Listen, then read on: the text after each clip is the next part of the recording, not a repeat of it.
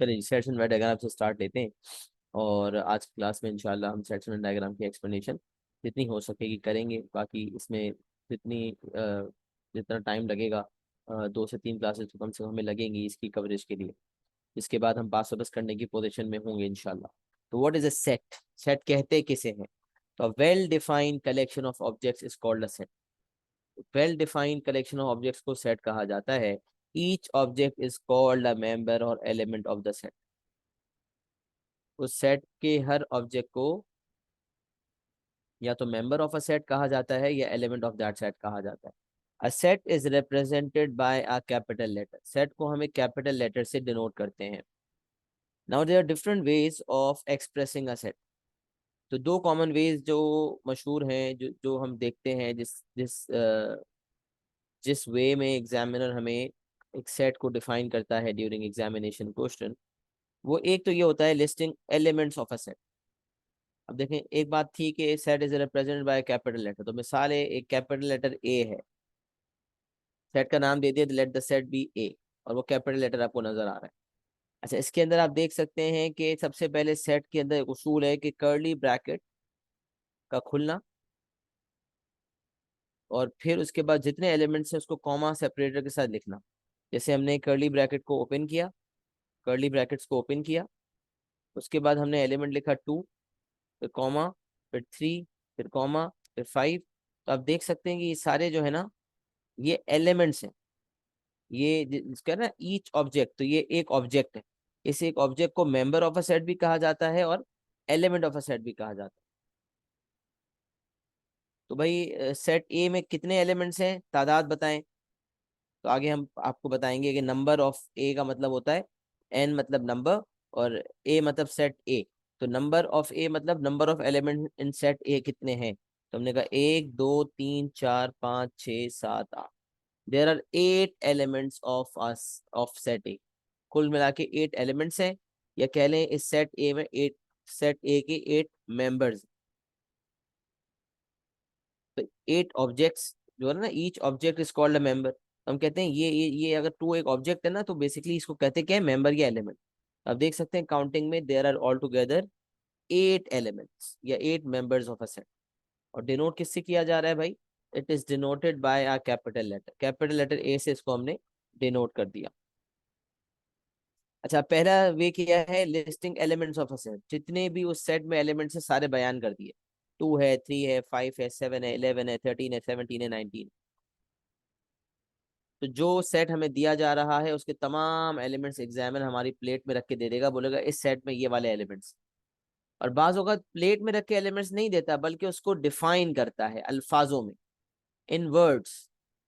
A set is given to us and it is defined in words. Words में बयान किया जाता है कि वो दरअसल सेट क्या है, उस सेट में कौन से एलिमेंट्स होंगे। तो वो ऐसी फॉर्म को कहते हैं सेट बिल्डर नोटेशन। एक एक वे है listing all the elements of a set, तमाम एलिमेंट्स का लिख देना। और एक है set builder notation. Set builder notation, set builder notation क्या है भाई? Defining a set in words. Now what is the way of reading it? तो ए इज इक्वल्स टू, अच्छा सेट का तरीकेकार यही है कि हमेशा कर्ली ब्रैकेट एक ओपन होता है, फिर तमाम एलिमेंट्स कॉमा सेपरेटर के साथ लिखे जाते हैं। पहला एलिमेंट कॉमा, दूसरा एलिमेंट कॉमा, तीसरा एलिमेंट। फिर जब सेट मुकम्मल हो जाता है तो कर्ली ब्रैकेट क्लोज हो जाता है। ये कर्ली ब्रैकेट बनाने आपको अच्छी तरह से आने चाहिए। आपको नजर आ रहा है कर्ली ब्रैकेट पहले खुलता है, फिर कर्ली ब्रैकेट बंद होता है। सेट बिल्डर नोटेशन में जब कर्ली ब्रैकेट ओपन होता है तो उसके बाद एक्स के बाद कोलन लिखा होता है। इस कोलन को कहते पढ़ते हैं सच दैट। एक्स कोलन का मतलब है एक्स सच दैट, मतलब ए के अंदर जो एलिमेंट्स हैं वो हैं वो एक्स हैं। और एक्स क्या है? सच that x is a prime number. मतलब आगे पता चला कि ए के अंदर जो एलिमेंट्स हैं वो प्राइम नंबर्स। अच्छा, प्राइम नंबर्स तो नंबर्स हैं, तो नंबर्स तो इनफाइनाइट होते हैं, जिंदगी भर चलते रहेंगे। तो कौन से प्राइम नंबर्स हैं? अगर सिर्फ इतना लिखा होता ना x such that x is a prime number, तो ये एक इनफाइनाइट सेट होता जिसके एलिमेंट्स हम बयान नहीं कर सकते। सोचे ना, 17 के बाद 19 भी होता, 19 के बाद फिर 23 होता, और करते करते फिर बहुत सारे और भी निकल आते, 29 होता। तो फिर हमें सोचने पड़ते हैं, लेकिन उसने बयान कर दिया कि x such that x is a prime number, x is less than 20। अब आप देखें तो ये अगर एग्जामिनर मुझे ये स्टेटमेंट लिख कर देता है तो, और मुझे पता लगाना है कि मेरे सेट ए में कौन कौन से एलिमेंट्स हैं, तो फौरन मेरे जहन में ये एलिमेंट्स आने चाहिए। X such that x is a prime number, तो शुरुआत प्राइम नंबर की 2 से होती है, ये बात आपको पहले भी बताई है। 1 is not a prime number, 1 prime number नहीं होता, तो 2 से शुरुआत होती है prime number. Any number divisible by 1 and itself is known as a prime number. ऐसा नंबर जो अपने आप से और 1 से डिवाइड हो रहा हो उसे कहते हैं प्राइम नंबर। तो 1 इस डेफिनेशन को पूरा नहीं करता, क्योंकि 1 एक वाहिद नंबर है। 1 अपने आप से तो डिवाइड होता है, 1 से भी डिवाइड होता है, लेकिन वो नंबर एक ही होता है। तो प्राइम नंबर में एक नंबर वो खुद होता है और एक 1 होता है, तो इसलिए 2 हो जाते हैं, इसलिए उसको प्राइम नंबर कहा जाता है। और 2 से ज्यादा नंबर्स, मतलब अपने आप से और 1 के अलावा किसी और नंबर से भी डिवाइड हो जाना, ऐसे नंबर को कॉम्पोजिट नंबर्स कहते हैं। तो ये हमने इनिशियल एक्सप्लेनेशन के दौरान यूनिट 1 में सीखा था। तो अब यहाँ तरीका क्या है, x such that x is a prime number and x is less than 20। Ex prime number है और एक्स जो है वो 20 से लेस है। तो अब अगर इसको मैं लिस्टिंग वाली फॉर्म में लिखना चाहूंगा तो मैं समझ जाऊंगा प्राइम नंबर की शुरुआत होगी 2 से। तो 2, 3, 5, 7, 11, 13, 17, 19, 19 पे क्यों रुके, क्योंकि लिखा हुआ था 20 से कम होने चाहिए। तो अगर मुझे इस फॉर्म नीचे वाली फॉर्म में दिया होता तो मैं उसको ऊपर वाली फॉर्म में अगर करता तो इस तरह से करता जैसा कि आपको नजर आ रहा। समझ गए? अच्छा, अब आगे देखते हैं। तो ये एक एक वे होता है सेट को बयान करने का। One way is listing all the elements of a set and another way is a set builder notation, जिसमें हम इस तरह से अंग्रेजी में डिफाइन करते हैं। उसकी बेसिस पे हमें पता चल जाता है कि कौन से एलिमेंट्स इस सेट में होंगे। अच्छा, नोट फॉर्म में अगर हम देखें तो अब ये याद रखें कि लेट सपोज अगर 2 एक एलिमेंट है सेट ए का, तो we can write like this, 2 belongs to A, 2 belongs to A. अच्छा, 19 भी एक एलिमेंट है तो हम कहेंगे 19 बिलोंग्स टू ए। अच्छा, इसको बिलोंग्स टू भी कहते हैं, is an element of A भी इज एन एलिमेंट भी कहते हैं। मतलब 2 is an element, 2 is an element of A, मतलब 2 जो है सेट ए में पाया जाता है, या 2 बिलोंग्स टू ए, 2 का ताल्लुक सेट ए से है। 19 बिलोंग्स टू ए या 19 इज एन एलिमेंट ऑफ ए। अच्छा, अभी सेट में आपको नजर आ रहा है 18 तो कहीं नहीं है, तो अगर आप 18 लिखते हैं तो आप लिखेंगे 18 डज नॉट, तो बिलोंग्स टू का साइन बना के उसको काट देंगे। जैसे इक्वल्स टू होता है ना, ये वाला साइन होता है इक्वल्स टू, और अगर इक्वल्स टू बना के काट दिया जाए तो not equals to, A is not equals to B. सही है, नॉट इक्वल्स टू, तो भैया मतलब इक्वल नहीं है। तो जब इसी तरह बिलोंग्स टू वाले साइन को काट दिया जाए तो डज नॉट बिलोंग टू बन जाता है। इस वाली साइन का मतलब है बिलोंग्स टू, तो इसको कैंसिल किया जाए, इसका मतलब डज नॉट बिलोंग टू। तो आप देख सकते हैं 18 इसमें नहीं है, 4 नहीं है, तो मैं 4 के साथ लगा सकता था कि 4 does not belong to A, 18 does not belong to A. ये वाला साइन हो गया डज नॉट बिलोंग टू वाला। समझ रहे हैं? तो सबसे पहले सेट होता क्या है वो बता दिया, सेट की डिफरेंट फॉर्म्स हैं वो भी आपके सामने रख दी। सही है, यहाँ तक नोट कर लें और फिर बताएं मुझे, कोई मसला तो नहीं है ना। Null set, equal set, finite set, infinite set, ये सारे आपके सामने रख देता हूँ। पहले ये बेसिक लिख लें, हेडिंग वेडिंग डाल लें, और जो लिखा हुआ है इस पे लिख लें, मुझे बता दें। क्लियर एंड डन लिखेंगे तो फिर मैं आगे बढ़ता हूँ इंशाल्लाह।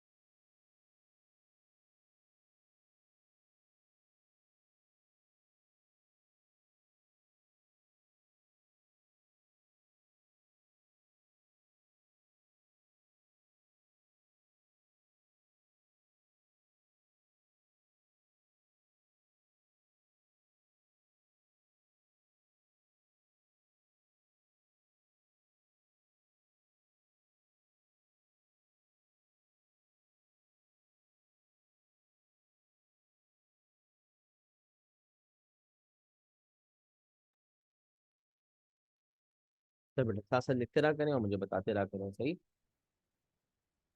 डन एंड क्लियर काफी बच्चों ने नहीं लिखा, लिखते हैं फटाफट।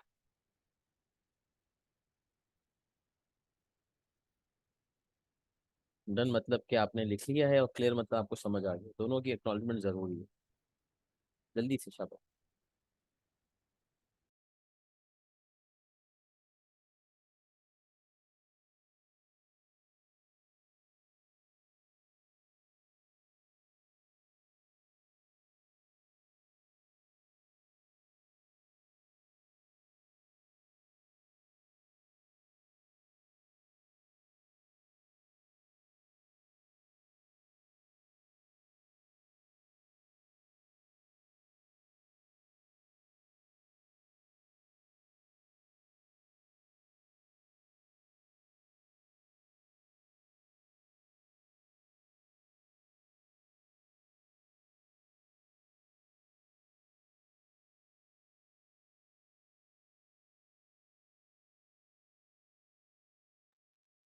जी।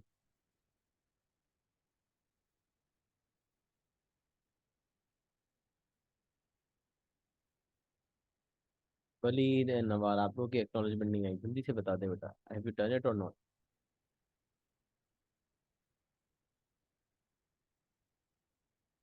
सबने एक्नॉलेजमेंट देनी है, ऐसा नहीं हो सकता कि कुछ दें और कुछ ना दें। Clear and done. Yes Waleed.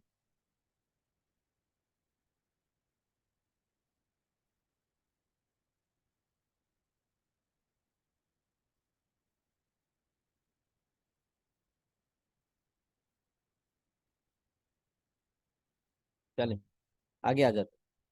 What is a null set. तो यहाँ एक चीज है, इंटरसेक्शन में यहाँ पर आएगा एंड।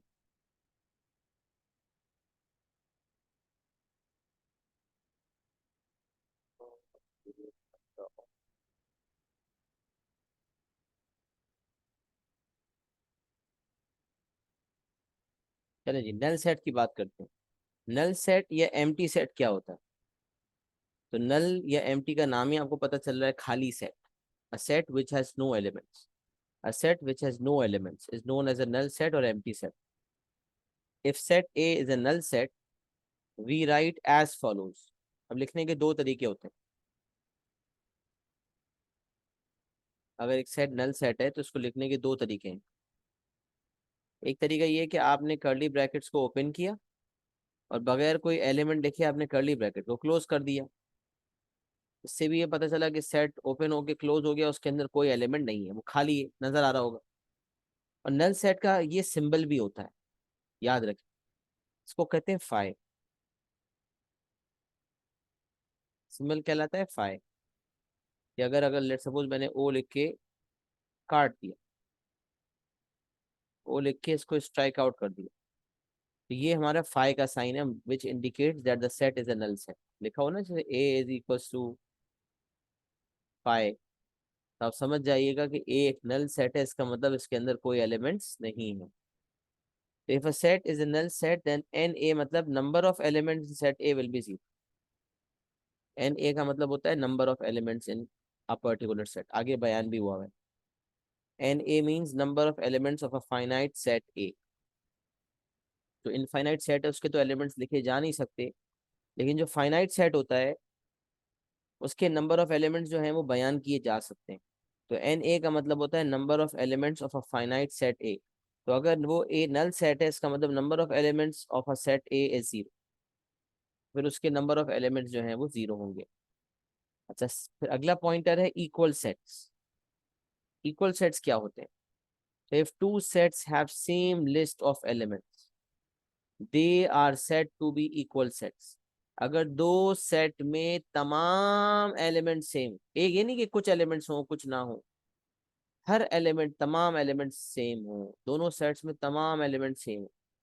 मतलब अगर दो सेट है, सेट ए और सेट बी, ना सेट ए के पास कोई डिफरेंट एलिमेंट्स हो ना सेट बी के पास। जो पांच एलिमेंट्स लेट सपोज अगर 1 2 3 4 5 सेट ए के पास है, तो 1 2 3 4 5 ही सेट बी के पास होना चाहिए। तो फिर हम कहेंगे A and B are equal sets, A और बी इक्वल सेट्स हैं। तो if two sets have same list of elements they are set to be equal sets. तो नल सेट वो है जिसमें कोई एलिमेंट ही ना हो, और इक्वल सेट्स होने के लिए जरूरी है कि दोनों दो सेट्स के एलिमेंट्स की तादाद भी सेम हो। मतलब 5 एलिमेंट्स अगर सेट ए में है तो 5 सेट बी में हो, और जो तादाद के अलावा जो वो एलिमेंट्स खुद हैं वो भी सेम होने चाहिए, वो भी सेम होने चाहिए।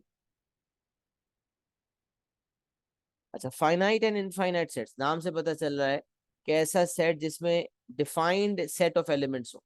फाइनाइट सेट का मतलब लिमिटेड एलिमेंट्स जो काउंटेबल हो, जिनको गिना जा सके। तो ऐसा सेट जिसमें नंबर ऑफ एलिमेंट्स गिने जा सके, लिमिटेड हो, काउंटेबल हो, तो ऐसा सेट कहलाता है फाइनाइट सेट।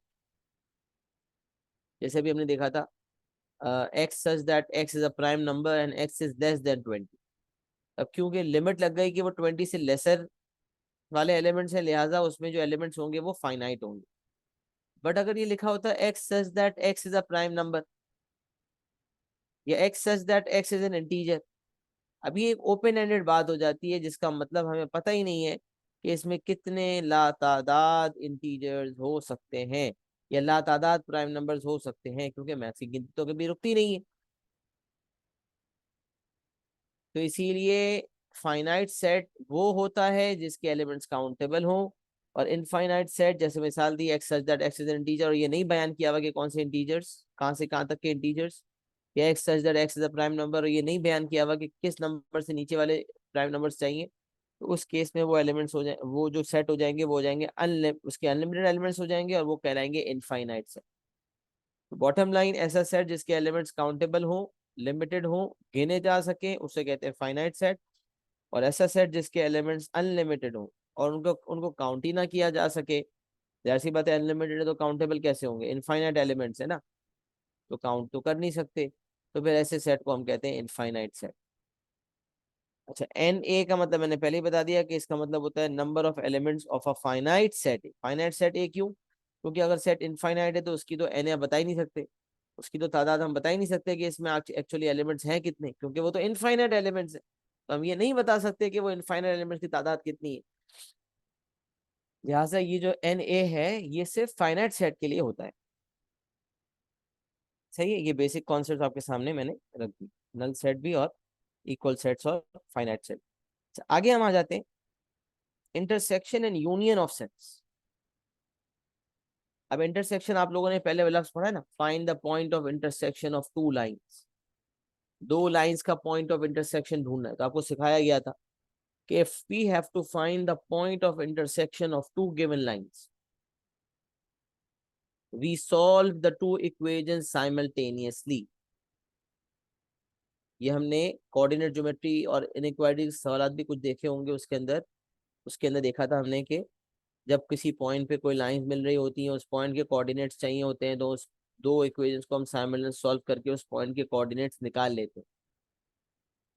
तो याद रखें कि जब इंटरसेक्शन की बात होती है तो इसका मतलब होता है कॉमन एलिमेंट्स चाहिए। तो ए इंटरसेक्शन बी का मतलब होगा ए एंड बी के common elements, elements which are common to both A and B, elements which exist in A and in B both.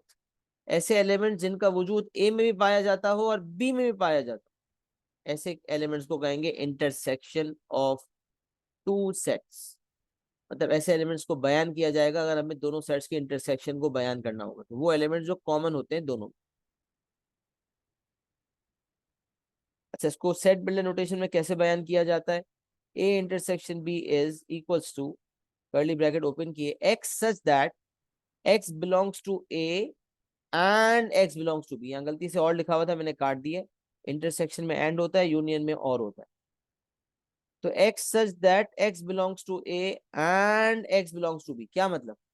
A intersection B वाले set में वो elements आएंगे जो ए से भी बिलोंग करते हैं एंड साथ साथ बी से भी बिलोंग करते हैं, दोनों में उनका वजूद होना चाहिए, क्योंकि they are common elements of both sets. तो ए इंटरसेक्शन बी को सेट बिल्डर नोटेशन में लिखा जाता है x such that x belongs to A and x belongs to B, मतलब एक्स ए और बी दोनों से बिलोंग करता है। अच्छा, यूनियन का मतलब क्या? A union B. अब एक दो दोस्त मिले और दो दोस्त जो हैं उनके पास खाने पीने की कुछ चीजें, मिस्टर ए के पास जो है वो 3 किस्म की चीजें, मिस्टर बी के पास दो भी 3 किस्म की चीजें। दोनों ने डिसाइड किया यार पार्टी कर। तो पार्टी का मतलब करते हैं यूनाइट हो जाते हैं, मिल जाते हैं, और मिल के एक दूसरे से शेयरिंग करते हैं। जो मैं चीजें लाया हूँ, जो तुम चीजें लाए हो, एक साथ हम एक दस्तरखान बिछाते हैं या एक टेबल पे बैठते हैं, दस्तरखान पे बैठते हैं, और हम उसको लगाते हैं सारी चीजों को, और फिर मिलके खाते हैं। तो यूनाइटेड हो गए, दे यूनाइटेड, मिल जाना। तो यूनाइट का मतलब होता है तमाम एलिमेंट्स को जमा कर देना। इंटरसेक्शन का मतलब तो ये था ना कि दोनों के कॉमन वाले एलिमेंट्स को तलाश करना।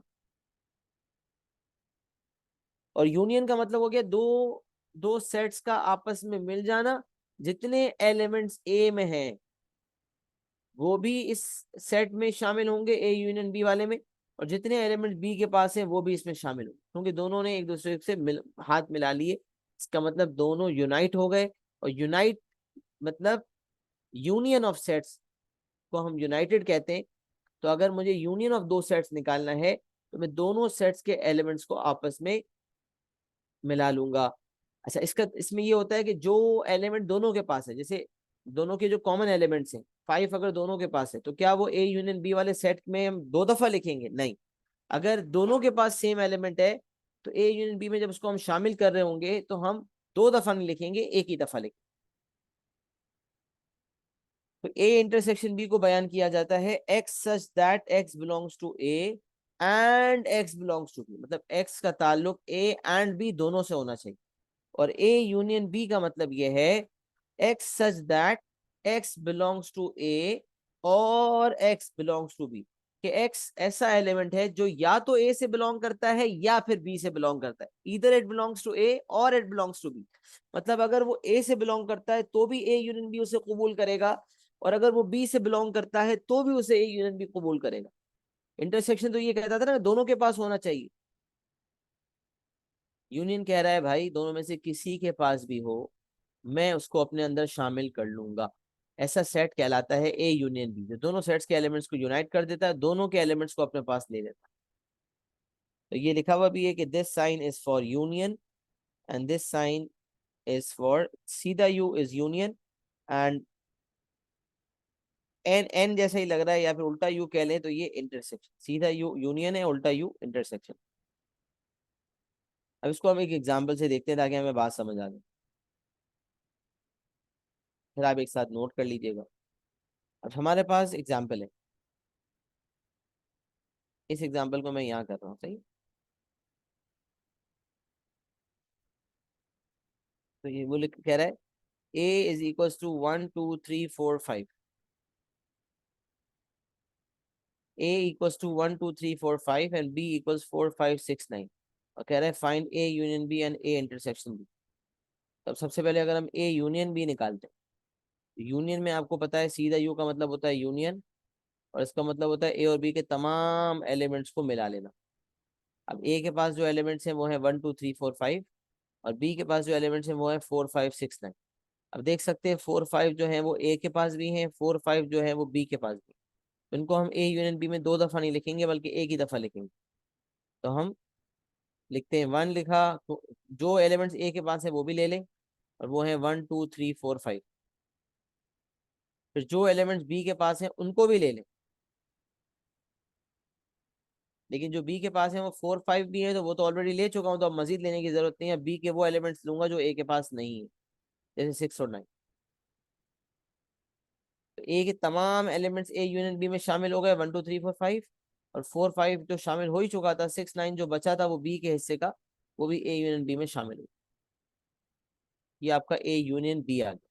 अच्छा, अगर हम ए इंटरसेक्शन बी निकालते हैं, एरो की जरूरत भी नहीं थी, मैं इसको नीचे ही लिख देता तो भी सही। हाँ, ए इंटरसेक्शन बी बताएं। तो ए इंटरसेक्शन बी का मतलब है ऐसे एलिमेंट्स जो ए और बी दोनों के पास हैं, मतलब दोनों के कॉमन एलिमेंट्स हैं। उल्टा यू मतलब इंटरसेक्शन, तो इंटरसेक्शन है 4 5, जो दोनों जगह नजर आ रही।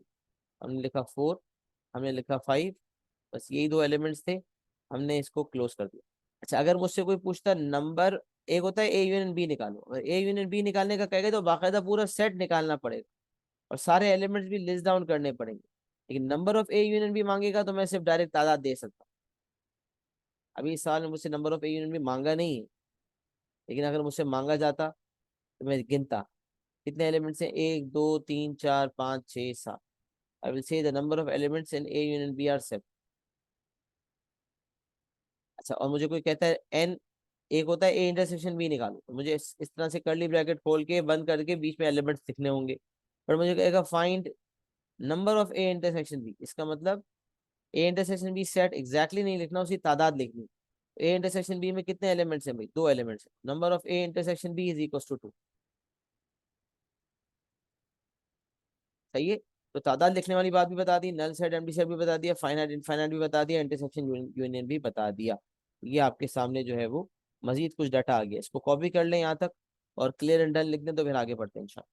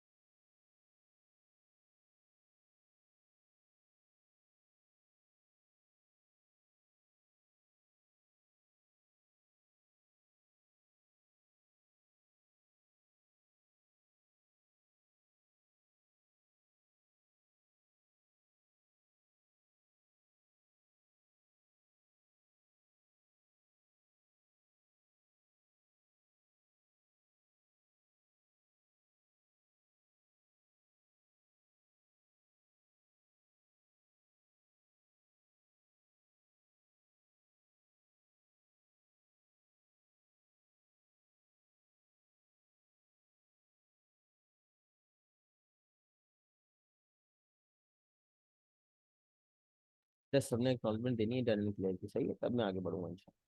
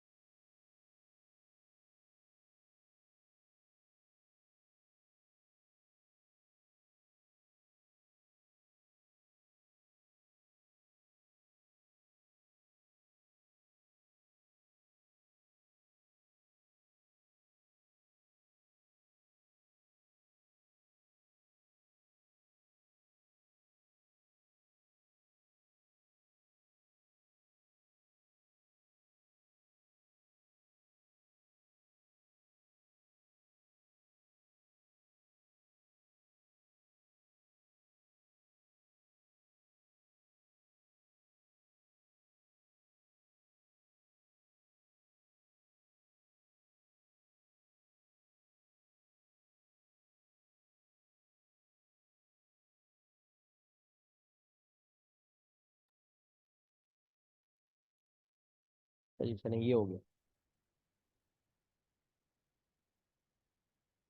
सही है, जिसने नहीं लिया वो स्क्रीनशॉट में से ले ले, अगर कोई चीज़ रह गई है किसी भी हवाले से।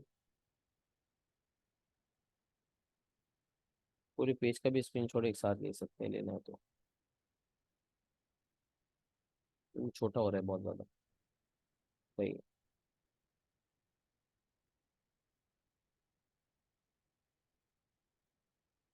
अच्छा, अभी एग्जाम्पल देखते हैं। ये भी एक एग्जाम्पल होता है जो इस तरह के सवाल भी आ जाते हैं। अब वो देखें, A is equals to bracket, और देखें वैसे था ना, A is equals to curly bracket on, curly bracket open करने के बाद एक्स सच दैट लिखा होता था।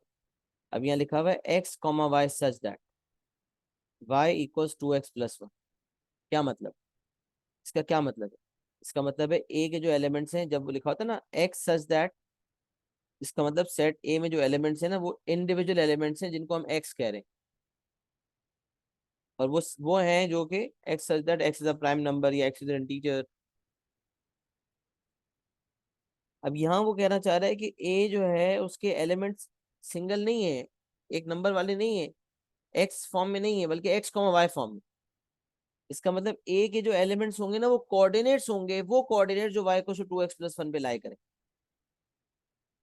तो A is equal to set, A is basically set builder notation में x comma y such that y equals to x plus one, x comma y such that y equals to x plus one. तो यहाँ अगर हम इस चीज को note करें तो एक्स कॉमा वाई कोऑर्डिनेट्स हैं, मतलब कोऑर्डिनेट्स हैं, ऐसे कोऑर्डिनेट जो वाई को टू एक्स प्लस वन पे लाई करें। वो कौन से कोऑर्डिनेट्स हो सकते हैं भाई? अच्छा, यहाँ कोई लिमिटेशन तो है नहीं, तो इनफाइनाइट सेट हो गया ये। क्यों भाई?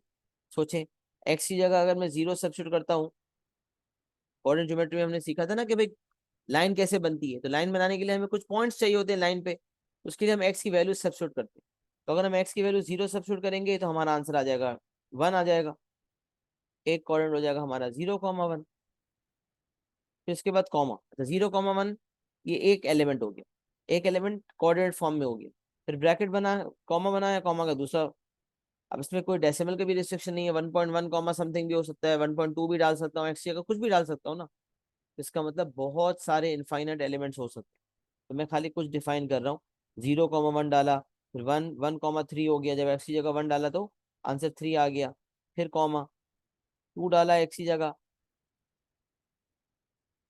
तो टू टू जा four, four plus one five हो गया, तो टू कॉमा फाइव हो गया।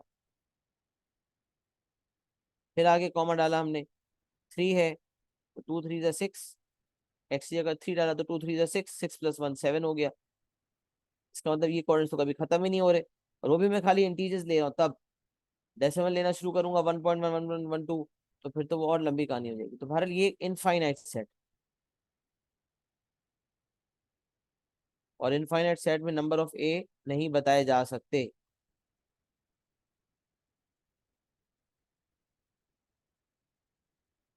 अच्छा, अब आगे आ जाए सेट बी पे। X comma y such that y equals five minus x, और फिर आगे ये भी कह रहा है x lies between zero and five. फिर आगे ये भी कह रहा है x belongs to Z, Z का मतलब इंटीजर्स, ये इंटीजर्स का सिंबल है।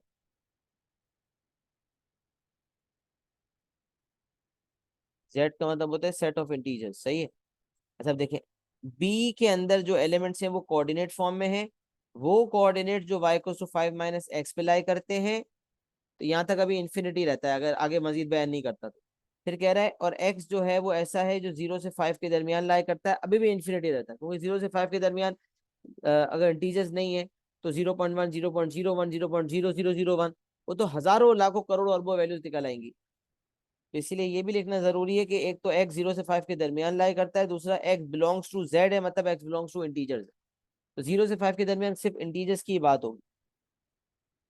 तो अब अगर मैं इसके सेट के एलिमेंट्स बयान करने की कोशिश करता हूँ लिस्टिंग वाली फॉर्म में, तो 0 से स्टार्ट करना पड़ेगा। 0 डालें, 5 - 0 5 हो जाएगा, तो x 0 पे y 5, ये पहला पॉइंट हो गया। फिर 0 के बाद आपको पता है 0.1 नहीं आता, क्योंकि लिखा हुआ था x इंटीजर है, तो 0 से 5 के दरमियान इंटीजर 0 1 2 3 4 5 होते। तो 0 डालने पे हमारे पास y की जगह 5 आया।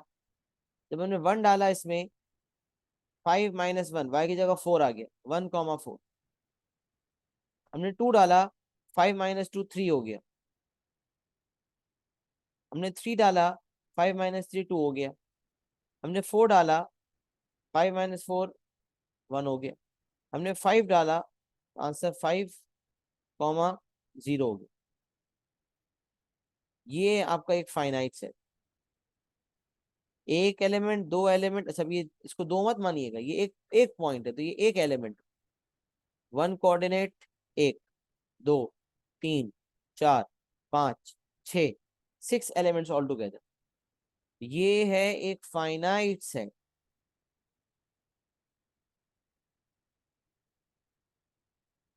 अब उसको क्या कहता है, फाइनाइट सेट की तादाद बताओ, तो number of elements in B will be 7। नहीं, 7 नहीं, 6 है ना, 1 2 3 4 5 6, जी सॉरी, 6। एक है, दो है, तीन है, चार है, पांच है, छह है। यहाँ से भी देख लेंगे 0 से 5 तक x बिलोंग्स टू इंटीजर है, मतलब x की वैल्यूज ही 6 है, 0 से लेकर 5 तक 6 वैल्यूज। तो हर वैल्यू पे, हर x वैल्यू पे y आ रहा है और एक पॉइंट मुकम्मल हो रहा है। All together there 6 elements, number of b is equal to 6। ये एक और चीज पता चली कि नॉर्मली जो सेट होता है उसमें इंडिविजुअल एलिमेंट्स, इंडिविजुअल नंबर्स होते हैं, लेकिन ये जो सेट हम पढ़ रहे हैं इसके अंदर ना इंडिविजुअल एलिमेंट्स नहीं है, बल्कि कोऑर्डिनेट्स हैं जो उसके एलिमेंट्स हैं। अच्छा, अब कॉम्प्लीमेंट ऑफ अ सेट समझने से पहले ना यूनिवर्सल सेट का कॉन्सेप्ट पता होना चाहिए।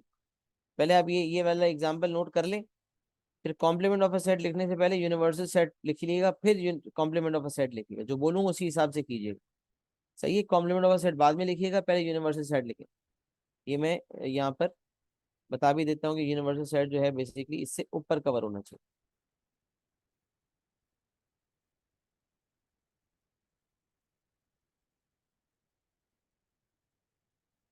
पहले यूनिवर्सल सेट कवर होगा, फिर कॉम्प्लीमेंट ऑफ सेट कवर हो सकता है, वरना समझ नहीं आया। ये वाला एग्जाम्पल पहले नोट कर लें, फिर आपको मैं यूनिवर्सल सेट पे ले आता हूँ नीचे, फिर उसको पहले कॉपी कीजिए। जल्दी से लिख लें एग्जाम्पल, को लिखने के बाद डन लिख दें।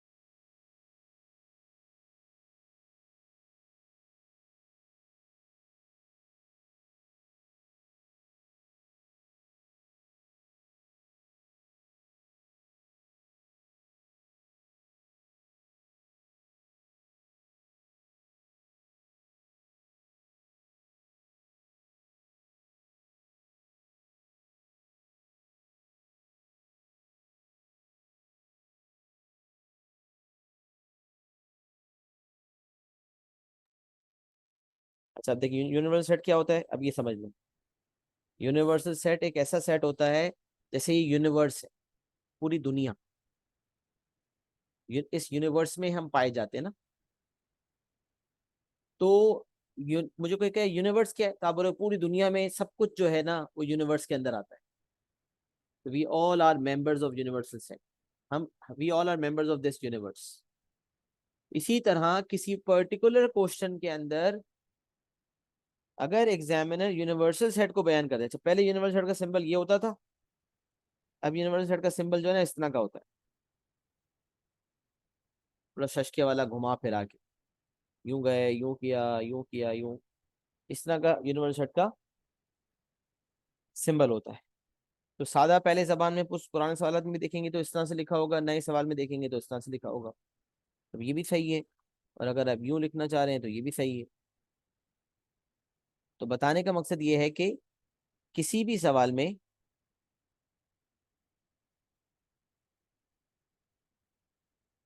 किसी भी सवाल में अगर आप यूनिवर्सल सेट की बात करते हैं तो ये वो सेट होता है जिसमें उस सवाल में मौजूद जितने एलिमेंट्स हैं उसको कंसिडर किया जाता है। मतलब उस पूरे सवाल में जितने मैक्सिमम पॉसिबल एलिमेंट्स की इन्वॉल्वमेंट हो सकती है ना, वो यूनिवर्सल सेट पहले ही बयान कर देता है। तो universal set is a set which consist of all elements under consideration, जितने भी एलिमेंट्स अंडर कंसिडरेशन है ना सबको वो यूनिवर्सल सेट कंसिडर कर लेता है। अब मिसाल है, ये यूनिवर्सल सेट का सिंबल है, x such that x lies between 1 and 20 और x बिलोंग्स टू z। अब x बिलोंग्स टू z का मतलब है x बिलोंग्स टू इंटीजर्स। इसका मतलब ये है कि x 1 से 20 के दरमियान है। अब 1 से 20 के दरमियान भी इनफाइनाइट नंबर्स हो सकते हैं, क्योंकि 1.01 1.11 1.1112 डेसिमल वैल्यूज की कोई लिमिट तो है नहीं। तो इसलिए ना सिर्फ एक रेंज ऑफ वैल्यूज का बयान करना जरूरी है, बल्कि साथ साथ ये लिखना भी जरूरी है कि वो इंटीजर्स हैं या वो होल नंबर्स हैं या वो नेचुरल नंबर्स हैं, कुछ बयान करना जरूरी है। तो अब यहाँ पर क्योंकि एक लिखा हुआ है एक्स लाइज बिटवीन 1 एंड 20, तो ये भी इससे भी मुराद ये है कि इनफाइनाइट एलिमेंट्स हो सकते हैं इसमें डेसिमल वैल्यूज को मिला के। पर जब उसने कह दिया एक्स बिलोंग्स टू जेड तो अब इनफाइनाइट नहीं रहे, फाइनाइट हो गए। अब मुझे कोई पूछे भाई यूनिवर्सल सेट में कितने एलिमेंट्स हैं, तो मैं सारे बयान कर दूंगा। 1 से शुरू करूंगा 20 तक, 1 2 3 4 5 6, करते करते मैं सारे एलिमेंट्स 20 तक बयान कर दूंगा। अच्छा इस तरह लिख नहीं सकते, अगर मुझे बयान करना पड़ेगा तो मैं सारे लिखूंगा, 6 7 8 9 10 11 12 13 14 15 16 17 18 19 20।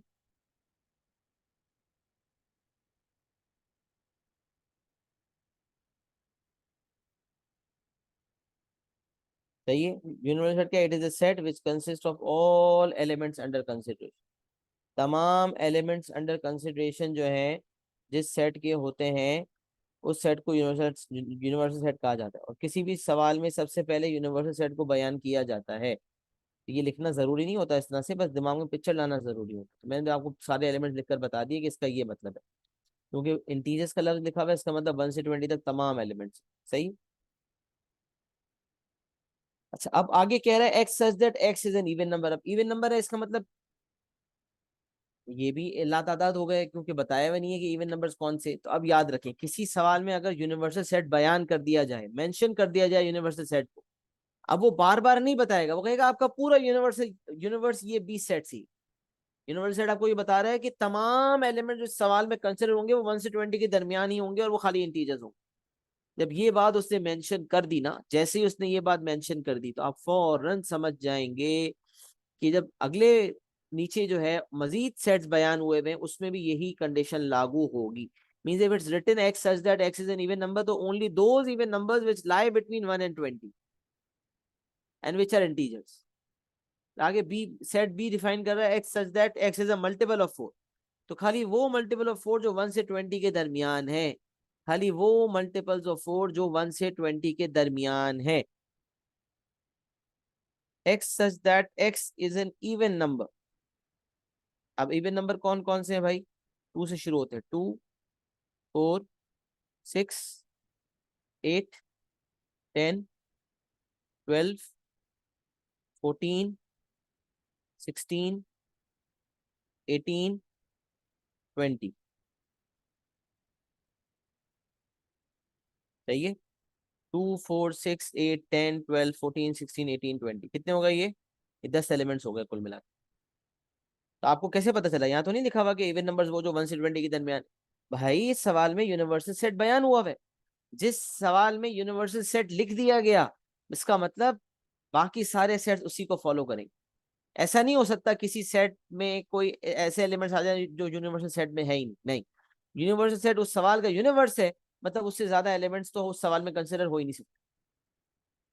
इसी तरह जब कहा बी में कि x such that x is a multiple of 4, multiple of 4 4 से स्टार्ट होते हैं, 4 8 12 16 20, बस दैट्स इट। 4 8 12 16 20, बस 20 तक। क्यों? क्योंकि बयान कर चुका है एग्जामिनर यूनिवर्सल सेट देकर कि भाई 20 से ज्यादा नहीं जाना और इंटीजर्स के अलावा नहीं सोचना। ये मैंने क्या किया कि सेट बिल्डर नोटेशन में मुझे तमाम सेट्स बयान हुए हुए थे। सेट बिल्डर नोटेशन है जिसमें तमाम एलिमेंट्स लिखे नहीं होते बल्कि बयान किया जाता है। तो मैंने लिस्टिंग एलिमेंट्स वाली फॉर्म में इसको बयान कर दिया। ये आसानी होती है जब किसी सेट में सेट बिल्डर नोटेशन में बयान किया जाए, अब उस सेट में तमाम एलिमेंट्स उन सेट्स के लिख दें। क्योंकि जो पार्ट्स आपसे पूछा जाने वाला है, जो आपसे पूछा जाने वाला है, उसके लिए जरूरी है कि आपके सामने आपके एलिमेंट्स लिखे हुए हों। उससे आपको बहुत आसानी रहती है। सही है। तो ये तो यूनिवर्सल सेट का कॉन्सेप्ट हो गया कि यूनिवर्सल सेट क्या होता है। अब वो जो आगे पूछ रहा है find number of A intersection B, तो ये तो हम दे सकते हैं। तो पहले हम ए इंटरसेक्शन बी निकाल लेते हैं, फिर हम एन एन अच्छा, ए इंटरसेक्शन बी मांगेगा तो सेट बयान करना होगा। Number of A intersection B निकालना होगा तो सिर्फ तादाद बतानी होगी, जो कि डायरेक्ट भी हो सकता है। अब ए और बी में कौन कौन से एलिमेंट्स कॉमन है आप देखें। आपको नजर आ रहा है 4 कॉमन है, एक एलिमेंट हो गया कॉमन। आपको नजर आ रहा है 8 कॉमन है, 2 एलिमेंट्स कॉमन हो गए। फिर आपको नजर आ रहा है 12 कॉमन है, 3 एलिमेंट्स कॉमन हो गए। फिर आपको नजर आ रहा है 16 कॉमन है, तो 4 एलिमेंट्स कॉमन हो गए। फिर आपको नजर आ रहा है कि 20 कॉमन है, तो 20 एलिमेंट्स 5 एलिमेंट्स कॉमन हो गए। तो 1 2 3 बी के तो तमाम एलिमेंट्स वो हैं जो ए के पास मौजूद है। पूरा का पूरा बी जो है वो ए से कॉमन हो जाएगा। तो बहरहाल अभी हम बात करते हैं इंटरसेक्शन की। तो ए और बी में कितने एलिमेंट्स कॉमन है? उल्टा यू मतलब मैंने आपको, सीधा यू मतलब यूनियन, उल्टा यू मतलब इंटरसेक्शन। इंटरसेक्शन मतलब कॉमन एलिमेंट्स। कौन कौन से एलिमेंट्स कॉमन है भाई?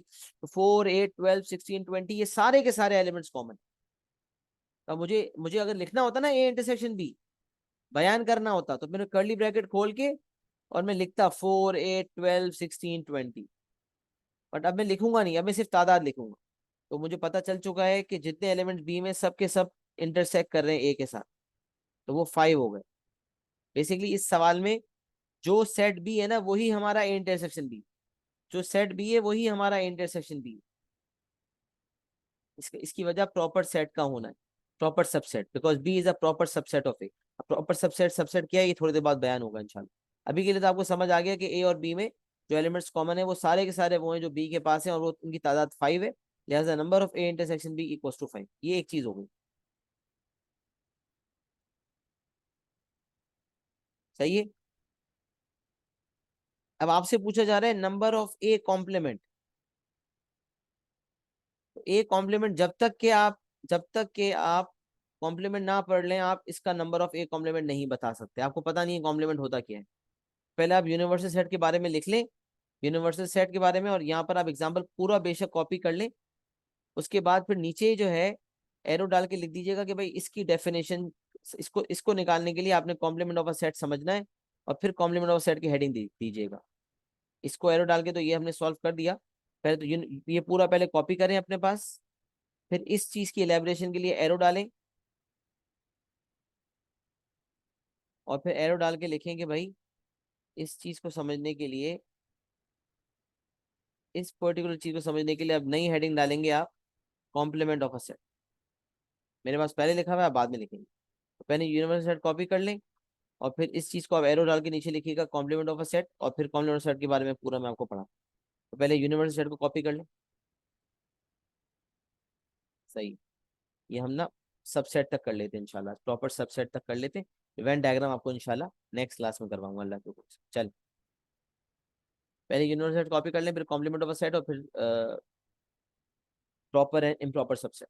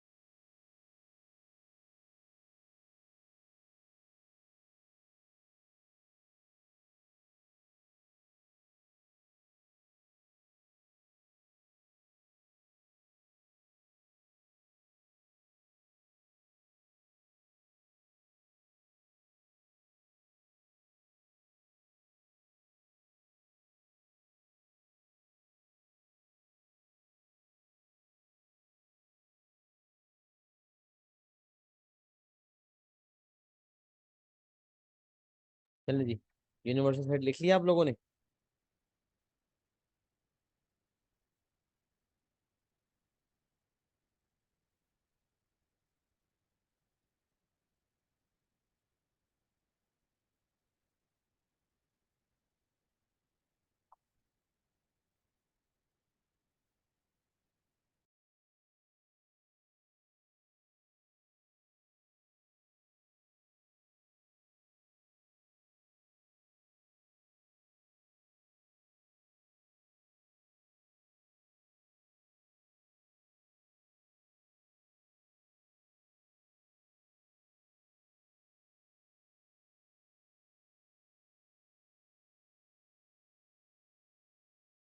जल्दी से एक्नॉलेजमेंट दे दिया तो फिर मैं कॉम्प्लीमेंट ऑफ अ सेट पे आ जाऊँ।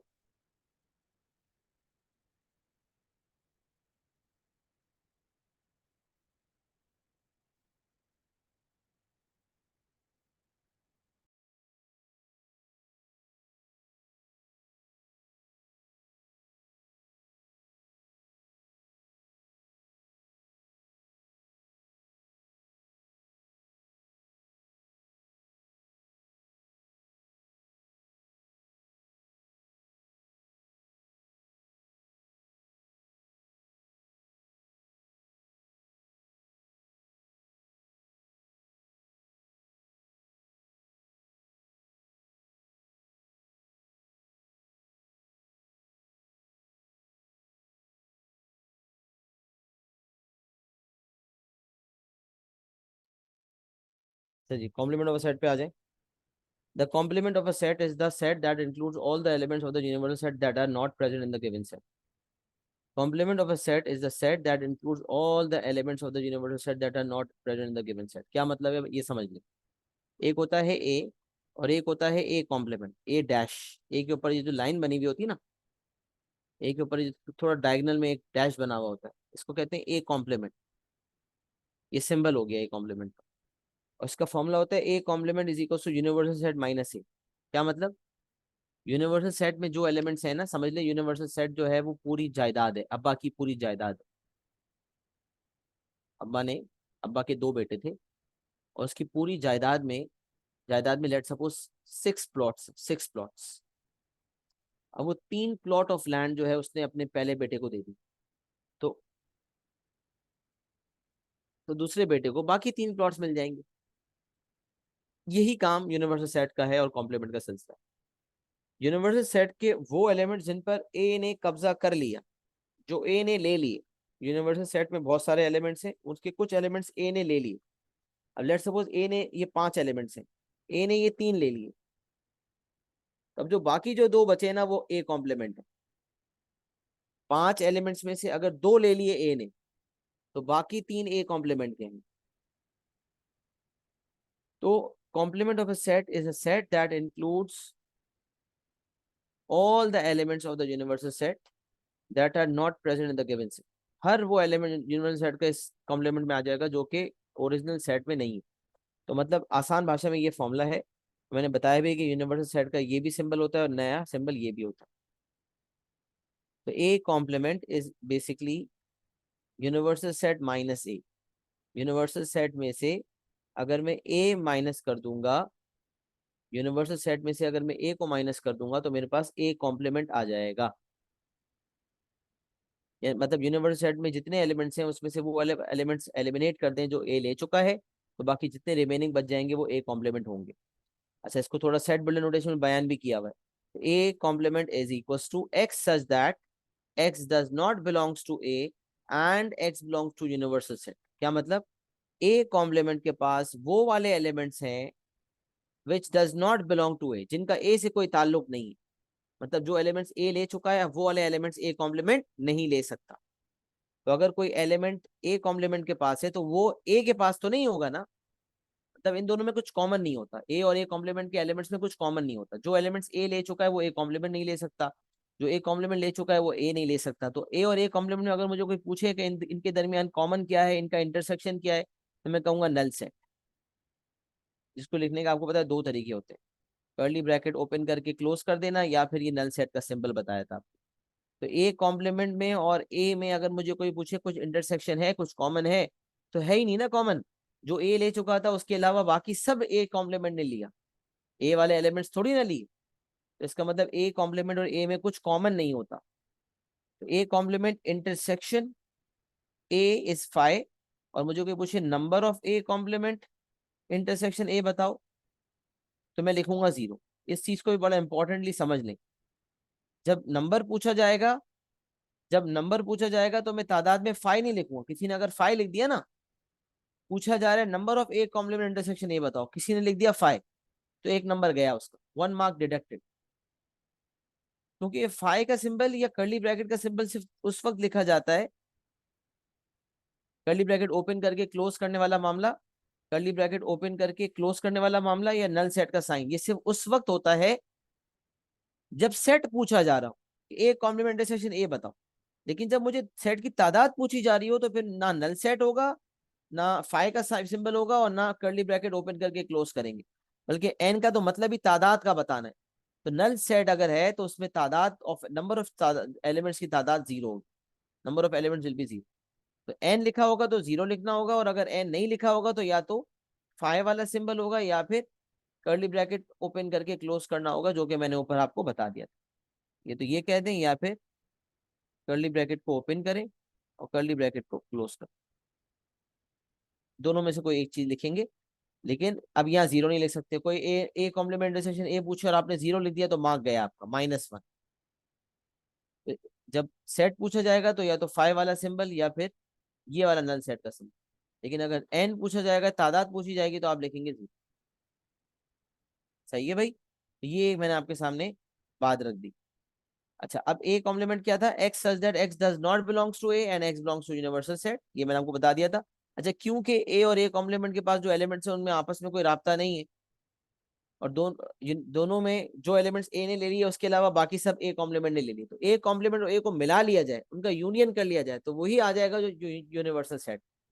इनका इंटरसेक्शन तो कुछ भी नहीं है, नल सेट है। बट अगर मैं कहूँ ए कॉम्प्लीमेंट और ए का यूनियन कर दें, तो भाई ए कॉम्प्लीमेंट और ए एक बाप के 2 बेटे थे, दोनों बेटों को मिला के जो प्रॉपर्टी, लेट सपोज अगर बाप ने 2 बेटों में पूरी प्रॉपर्टी अपनी तकसीम कर ली, सारी जायदाद, तो दोनों की प्रॉपर्टीज को मिला लिया जाए तो वही बनेगा जो अब्बा की प्रॉपर्टी।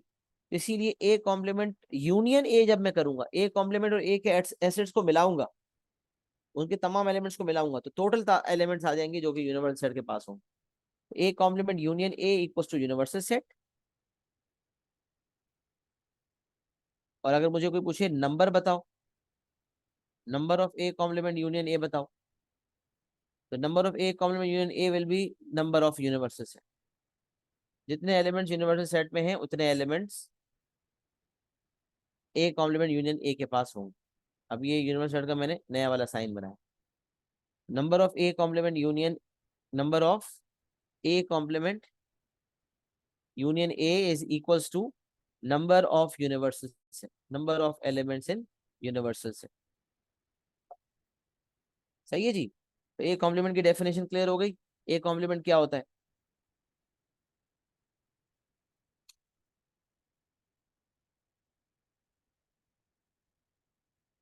अच्छा, ये आपका कॉम्प्लीमेंट ऑफ अ सेट हो गया जो आपको लिखना है। अच्छा, अब यहाँ आपसे पूछा जा रहा है नंबर ऑफ ए कॉम्प्लीमेंट बताओ, नंबर ऑफ ए कॉम्प्लीमेंट बताओ। तो नंबर ऑफ ए कॉम्प्लीमेंट का मतलब है ए के अलावा सब कुछ है। तो ए था क्या, अगर मुझे कोई बयान करने का भी कहेगा ना, define A in set builder notation, A complement in set builder notation, तो x such that x is an even number है। तो अगर मुझे कोई कहे कि ए कॉम्प्लीमेंट को बयान करो, ए कॉम्प्लीमेंट वो एलिमेंट्स देगा जो एक्स के पास, जो ए के पास नहीं है, तो फिर मैं उसको बयान भी कर सकता हूँ। अगर एक्स वहां पर लिखा हुआ था x such that x is an even number, तो यहाँ कह सकता हूँ x such that x is N odd number, क्योंकि यहाँ तो नंबर इवन है या ऑड है। ऐसा तो नहीं हो सकता कोई नंबर ना इवन हो ना ऑड हो। फिर मैं यहाँ इस तरह से बयान कर सकता हूँ। तो अगर मुझे कोई कहेगा ए कॉम्प्लीमेंट की तादाद बताओ नंबर ऑफ एलिमेंट्स की, तो वो बहुत आसान है। कैसे? टोटल एलिमेंट जो है यूनिवर्सल सेट के पास 20 है, और ए के पास टोटल एलिमेंट्स की तादाद है 10। देखें 1 2 3 4 5 6 7 8 9 10, तो 20 एलिमेंट्स यहाँ पर हैं, 10 एलिमेंट्स यहाँ पर हैं, तो 20 में से 10 को माइनस कर देंगे तो ए कॉम्प्लीमेंट की तादाद आ जाएगी। अगर मुझे कोई कहेगा लिखो, ये मैंने गलती से कोलन लिख दिया, ये इक्वल्स टू होगा। अगर मुझे कोई कहेगा लिखो, तो मैं तमाम ऑड नंबर्स लिख दूंगा, 1 3 5 7 9 11 13 15 17 19। बट अगर मुझे कोई लिखने का नहीं कहता, बल्कि अगर मुझे कोई लिखने का नहीं कहता, बल्कि ये कहता है कि आप जो है वो तादाद बताओ, तो अब आप देख सकते हैं कि नंबर ऑफ ए कॉम्प्लीमेंट निकालने के लिए नंबर ऑफ यूनिवर्सल सेट में से नंबर ऑफ ए को माइनस कर देंगे। तो यूनिवर्सल सेट में कुल मिला के 20 एलिमेंट्स हैं और ए के पास 10 एलिमेंट्स हैं, तो बाकी 10 एलिमेंट जो बचेंगे वो ए के पास होंगे। तो डायरेक्टली मैं नंबर ऑफ ए कॉम्प्लीमेंट की तादाद बयान कर सकता हूँ। Number of A complement is equals to 10। ये डायरेक्ट मैं आंसर के तौर पे बयान कर सकता हूँ। सही है जी। तो ये आपके पास जो है वो सवाल मुकम्मल हो गया। सही है। प्रॉपर सबसेट वगैरह का कॉन्सेप्ट भी इंशाल्लाह ना मैं आपको नेक्स्ट क्लास में ही करवा देता हूँ, लिखने का। फिर आराम से आप अगली क्लास में प्रॉपर सबसेट भी हो जाएगा, वेन डायग्राम भी हो जाएगा इंशाल्लाह। सही है। 2 3 मुझे लगता है 2 क्लासेस तो और हमारी लगी रही होंगी, अगर हम सेट्स को प्रॉपर तरीके से कवर अप करना चाहते हैं। इसमें टाइम कंज्यूमिंग टॉपिक है, जिसमें अच्छा खासा हमें समझने वाली चीज़ें हैं इंशाल्लाह, बड़ा टॉपिक है ये। तो अब ये आप इसका स्क्रीनशॉट ले लें। मैंने आपको पहले एग्जाम्पल करवाया था ये वाला, उसके बाद फिर मैंने आपको यूनिवर्सल सेट करवाया था, जिसमें एक कॉम्प्लीमेंट के लिए मैंने आपको कहा था एरो डाल के लिखें कि आप कॉम्प्लीमेंट समझना है, उसके बाद करेंगे। फिर ये पूरा एग्जाम्पल आप जो है पूरा कॉम्प्लीमेंट और सेट का डिस्क्रिप्शन लिख लीजिएगा, उसके बाद फिर एक कॉम्प्लीमेंट के बारे में जो लिखा हुआ है वो भी लिख लीजिएगा। तो ये आपका यहाँ तक मुकम्मल हो गया। सही है। यहाँ तक स्क्रीनशॉट ले लें और एक्नॉलेज कर दें। अब ये जो जिसने नहीं भी लिखा वो एटलीस्ट एक्नॉलेज कर दे, फिर लिख लीजिएगा, क्योंकि नमाज का टाइम है। तो मैंने कहा मैं क्लास को एंड कर दूं, फिर आप अपने हिसाब से लिख लीजिएगा। जी जनाब, यहाँ तक बात समझ आ रही है? Is it clear to everyone?